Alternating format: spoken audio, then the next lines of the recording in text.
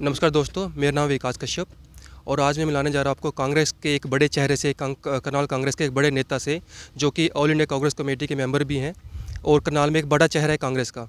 मिलिए मिस्टर पंकज पुनिया जी से, जो कि अपना संदेश हमारे चैनल मन संदेश के माध्यम से करनाल को देना चाहेंगे। नमस्कार पुनिया जी। नमस्कार भैया। पहले तो आप सबको और पूरे करनाल और प्रदेशवासियों को नव वर्ष की हार्दिक शुभकामनाएं। और नए साल पे आप सब जो है उन्नति और तरक्की करें। और मेरा तो खासकर मन संदेश की आप लोगों की टीम को भी मैं बधाई देना चाहूँगा कि आपने नया जो ऑनलाइन पोर्टल शुरू किया, उसके लिए भी आप लोगों को बहुत बहुत बधाई। और साथ साथ मैं जिस तरह से सरकार लगातार 2019 में जो चुनाव के बाद दोबारा से जनमत लेकर के और भारी बहुमत के साथ लोगों ने दोबारा से सरकार पे विश्वास जताया था, लेकिन मैं समझता हूँ कि अति उत्साह में सरकार ने जिस तरह से फैसला लिया है, किसान कानून, जिस तरह से किसानों के लिए कानून बनाए हैं, तो ये समझता हूँ कि सरकार बिल्कुल आंख बंद करके और ना किसी से बात करके, ना पार्लियामेंट में चर्चा करवानी, ना किसानों से बात करनी, और दूसरे कानूनों में भी, बहुत सारे कानूनों में सरकार ने इस तरह से ही काम किया है।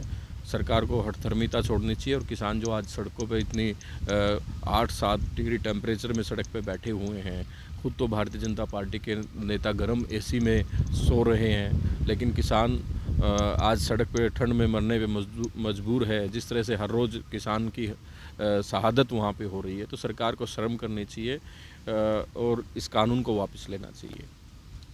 सर, अभी सुशासन दिवस मनाया गया है 25 दिसंबर को। सरकार ने अटल बिहारी वाजपेयी जी की जयंती के उपलक्ष्य में सुशासन दिवस मनाया और कुछ गाँव को करनाल के लाल डोरे से मुक्त किया गया। जब किसान आंदोलन के बीच में, क्या ये ज़रूरी था कि सुशासन दिवस मनाना, या किसानों को पहले सपोर्ट करना चाहिए था? देखिए, सरकार बहाना ढूंढती है। ये सरकार भी जब इनको जरूरत होती है तो ये कोरोना का बहाना लेते हैं। जब दूसरी पार्टियों को रोकना है या दूसरे आंदोलन को रोकना है, दूसरे कार्यक्रमों को रोकना है, तो ये सरकार लगातार पूरे साल से कोरोना का बहाना लेकर के कहीं ना कहीं बैठ जाते हैं। और जब इनको जरूरत पड़ती है, चाहे चुनाव करवाने की बात है, बिहार के चुनाव की बात अगर हम करें, तो बिहार में सभी पार्टियों ने कहा कि जब आपके पास कोरोना का वो है तो अभी चुनाव की ज़रूरत नहीं है। लेकिन ये लोग चुनाव में गए और दूसरे तमाम जब इनको ज़रूरत पड़ती है तो ये अपनी रैलियाँ भी करते हैं, अपने कार्यक्रम भी करते हैं। और कार्यक्रम के साथ साथ ये सेलिब्रेशन भी खूब जमकर भारतीय जनता पार्टी के लोगों ने लगातार कोरोना काल में किया है। बड़े बड़े इन्होंने इनके चाहे किसी कोई अनुष्ठान की बात है, जिस तरीके से ये करते हैं, तो मैं समझता हूँ कि सुशासन जो दिवस का इन्होंने आयोजन किया, ठीक है, सरकार ने किया। मैं समझता हूँ कि सुशासन नाम की तो चीज़ भारतीय जनता पार्टी की सरकार में कहीं बची नहीं हुई है। सुशासन और बेशर्मी, मैं समझता हूँ कि सरकार में सुशासन तो है ही नहीं और बेशर्मी की कोई सीमा नहीं है। जिस तरह से अभी 2-3 दिन पहले ही हमने भी पढ़ा था, एक सुशासन कर्मचारी जो इनका वहाँ पे आत्महत्या हुई है, उन्होंने सुसाइड की है।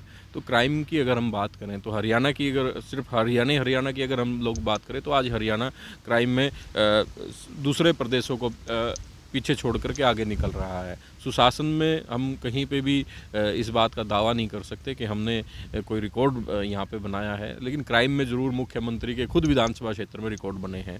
और मैं समझता हूँ कि जिस तरह से ये सरकार चल रही है, जिस तरह से हर वर्ग के लिए सिर्फ और सिर्फ उसको कुचलने का काम ये सरकार कर रही है, तो ये इस सरकार को वो दिन दूर नहीं कि जब बहुत बड़ा इसका गंभीर परिणाम इसको भुगतना पड़ेगा। और मेरी तो सलाह है हमारे जो ये सरकार में छदम राष्ट्रवादी लोग जो आकर के बैठ गए, जिन लोगों ने कभी आज़ादी की लड़ाई में भाग नहीं लिया, जिन लोगों ने कभी सरकार में